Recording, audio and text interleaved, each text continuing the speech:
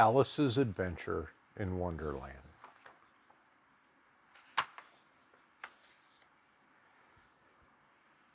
All in the golden afternoon, full leisurely we glide, for both our oars with little skill by little arms are plied, while little hands make vain pretense our wanderings to guide. Ah, cruel three, in such an hour, beneath such dreamy weather, to beg a tale of breath too weak to stir the tiniest feather. Yet what can one poor voice avail against three tongues together? Imperious Prima flashes forth her edict to begin it in gentler tone. Secuda hopes there will be nonsense in it, while Tetra interrupts the tale, not more than once a minute. Anon, to sudden silence won, in fancy they pursue the dream child moving through a land of wonders wild and new. In friendly chat with bird or beast, and half believe it true. And ever was the story drained, the wells of fancy dry, and faintly strove the weary one to put the subject by. The rest next time, it is next time, a happy voices cry, the happy voices cry. Thus grew the tale of Wonderland, thus slowly one by one, its quaint events were hammered out, and now the tale is done. And home we steer, a merry crew, beneath the setting sun. Alice, a childish story take, and with a gentle hand lay it where the childhood's dreams are twined, in memory's mystic band, like pilgrims withered wealth of like pilgrims withered wreath of flowers, pluck in far off land. Hey Zemo. And then we have the contents. But Alice's Adventures in Wonderland. Alice was beginning to get very tired of sitting by her sister. Zemo, you can't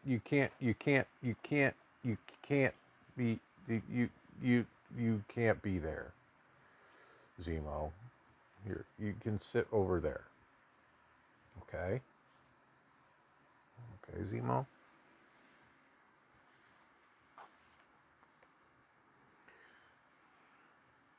Alice was beginning to get very tired of sitting by her sister on the bank, and of having nothing to do. Once or twice she had peeped into the book her sister was reading, but it had no pictures or conversations in it. And what is the use of a book, thought Alice, without pictures or conversations? So she was considering in her own mind as well as she could, for the hot day made her feel very sleepy and stupid, whether the pleasure of making a daisy chain would be worth the trouble of getting up and picking the daisies, when suddenly a white rabbit with pink eyes ran close by her.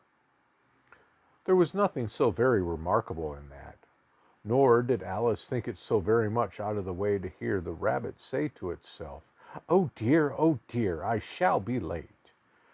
When she thought it over afterwards, it occurred to her that she ought to have wondered at this, but at the time it all seemed quite natural.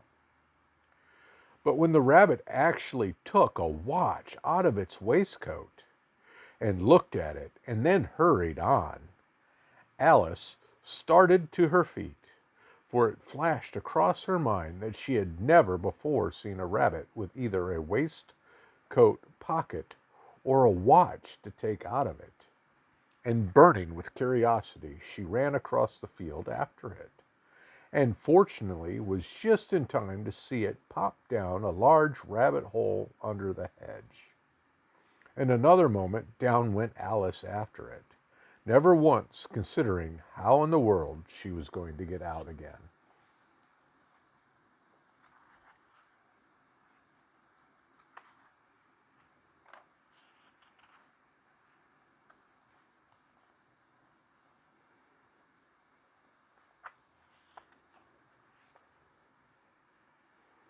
pages are a little sticky and thick. The rabbit went straight on like a straight. The rabbit hole went straight on like a tunnel for some way, and then dipped suddenly down. So suddenly that Alice had not a moment to think about stopping herself before she found herself falling down a very deep well.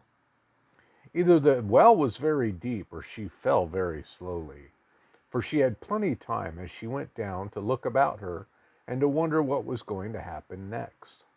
First, she tried to look down and make out what was coming too, but it was too dark to see anything.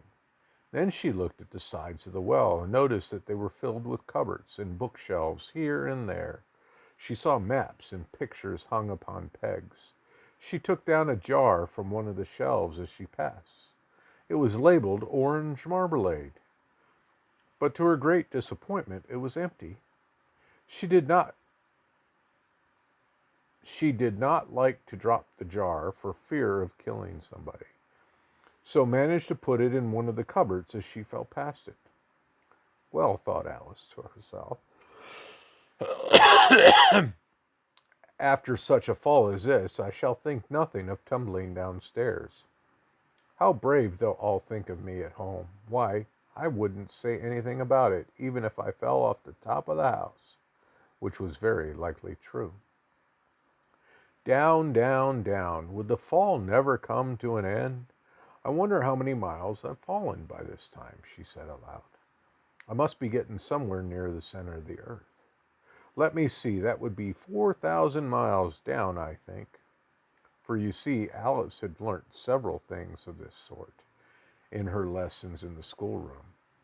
And though this was not a very good opportunity for showing off her knowledge, there was no one to listen to her.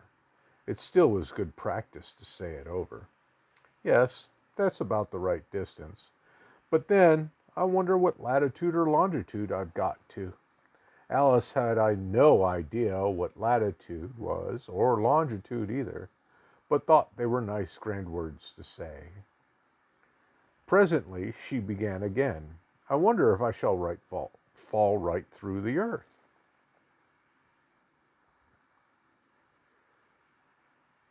How funny it'll seem to come out among the people that walk with their heads downward. The Antiparthes, I think. She was rather glad there was no one listening this time. It didn't sound at all like the right word. But I shall have to ask them what the name of this country is. Please, ma'am, is this New Zealand or Australia? And she tried to curtsy as she spoke. Fancy curtsying as you're falling through the air. Do you think you could manage it? And what an ignorant little girl she'd think me for asking. No, I'll never do to ask. Perhaps I shall see it written up somewhere. Down, down, down. There was nothing else to do, so Alice soon began talking again. Dinah will miss me very much tonight, I should think. Dinah was the cat. I hope they'll remember her saucer of milk at tea time. Dinah, my dear, I wish you were down here with me.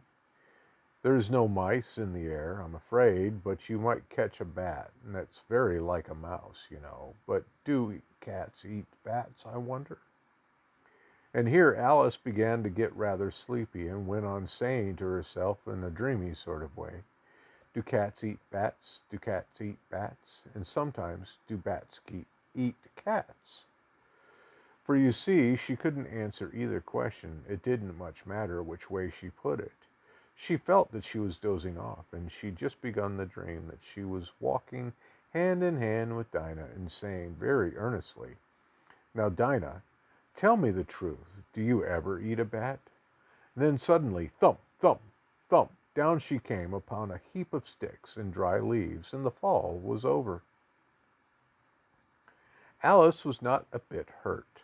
She jumped up to her feet in a moment, and she looked up, and it was all dark overhead. Before her was another long passage, and the white rabbit was still in sight, hurrying down it.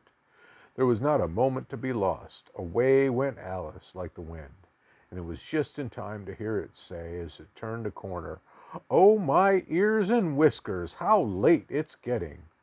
She was so close behind it she turned the corner, but the rabbit was no longer to be seen.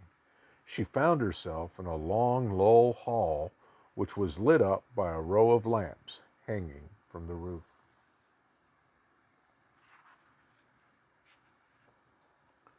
There were doors all around the hall, but they were all locked, and when Alice had been all the way down one side and up the other, trying every door, she walked sadly down the middle, wondering how she was ever going to get out again.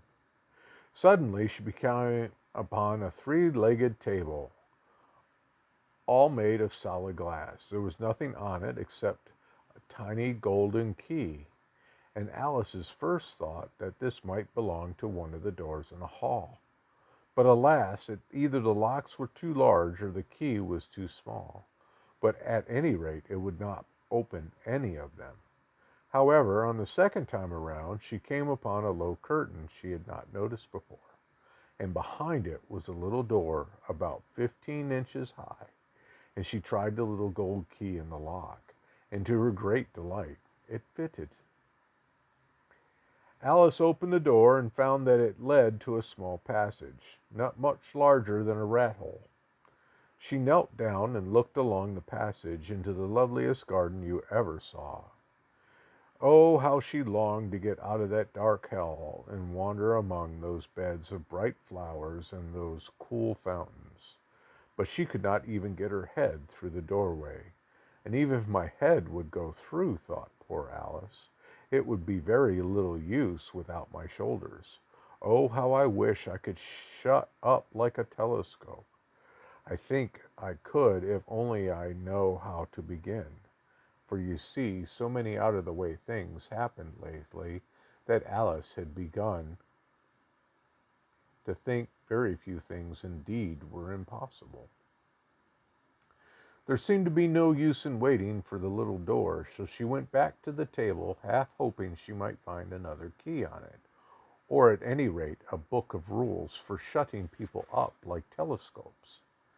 This time she found a little bottle on it, which certainly was not there before, said Alice, and round the neck of the bottle was a paper labeled with the words, "Drink me," beautifully printed in large letters. It was very well to say "drink me," but the wise little Alice was not going to do that in a hurry. "No, I'll look first," she said, "and see whether it's marked poison or not." For she had read several nice little histories about children who had got burnt and eaten up by wild beasts and other unpleasant things, all because they would not remember the simple rules their friends had taught them, such as red-hot poker will burn you if you hold it too long, and that if you cut your finger very deeply with a knife, it will usually bleed. And she had never forgotten that if you drink much from a bottle marked poison, it almost certainly to disagree with you sooner or later. Hey, Cece. However, this bottle was not marked poison, so even Alice ventured to taste it, and finding it very nice, it had in fact a sort of mixed flavor of cherry tart, custard, pineapple, roast turkey, toffee, and hot buttered toast. She very soon finished it off. "What a curious feeling," said Alice. "I must be shutting up like a telescope." And so it was indeed. She was now only 10 inches high. Her face brightened up as she thought that now that she's the right size for going through the little door into the lovely garden. First, however, she waited for a few minutes to see if she was going to shrink any further. She felt a little nervous about this, for it might end, you know, said Alice to herself, in my going out altogether like a candle. I wonder what I should be like then. And then she tried to fancy what the flame of a candle is like after the candle is blown out, for she could not remember ever having seen such a thing. After a while, finding nothing more happened, she decided on going into the garden at once. But alas for poor Alice, when she got to the door, she found that she had forgotten the little golden key. And when she went back to the table for it, she found she could not possibly reach it. She could see it quite plainly through the glass, and she tried her best to climb up one of the legs of the table, but it was too slippery. And when she had tired herself out with trying, the poor little thing sat down and cried. "Come, there's no use in crying like that," Alice said to herself rather sharply. "I'd advise you to leave off this minute." She generally gave herself good advice, though she very seldom followed it, and sometimes she scolded herself so severely as to bring tears to her own eyes, and once she remembered trying to box her own ears for having cheated herself in a game of croquet she was playing against herself. For this curious child was very fond of pretending to be two people. But it's no use now, thought poor Alice, to pretend to be two people. Why, there's hardly enough of me left to make one respectable person. Soon her eye fell on a little glass box that was lying under the table. She opened it and found a very small cake on which the words "Eat me" were beautifully marked in currants. "Well, I'll eat it," said Alice, "and if it makes me grow larger, I can reach the key. And if it makes me grow smaller, I can creep under the door. So either way, I'll get into the garden, and I won't care which happens." She ate a little bit and said it anxiously to herself, which way, holding her hand on the top of her head to feel which way it was growing. And she was quite surprised to find that she remained the same size. To be sure, this generally happens when one eats cake. But Alice had gone into but Alice had got so much into the way of expecting nothing out of the out of the way things to happen, that it seemed quite dull and stupid for life to go on in the common way. So she set to work and very soon finished off the cake.